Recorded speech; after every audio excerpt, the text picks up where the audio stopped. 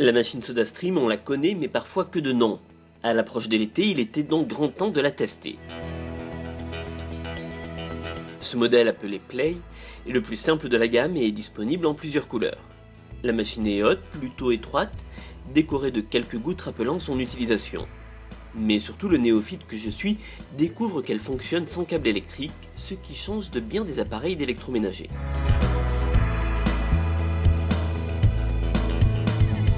Un cylindre de gaz est livré, il suffit de le visser sous la machine.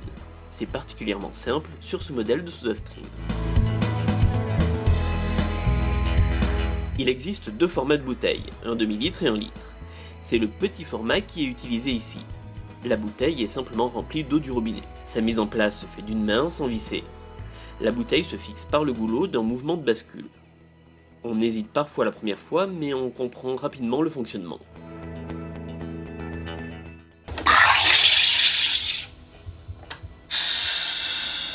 Il faut ensuite gazéifier l'eau en appuyant sur la partie supérieure.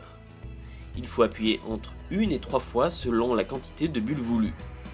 Il faudra le faire 3 fois pour obtenir l'effet d'un soda classique. A noter que le petit bruit devient très vite familier. C'est après cette opération que l'on peut enfin ajouter le concentré qui donnera le goût du soda. Le choix est large car en plus des colas, il y a des mélanges fruités ou des energy drinks. Il suffit d'ajouter un bouchon de concentré pour faire sa boisson. J'en ajoute même un peu trop ici. Sur ce choix, le goût rappelle celui de bonbons au cola. Ce n'est pas identique au traditionnel Coca-Cola qui restera irremplaçable pour les amateurs, mais c'est tout de même réussi.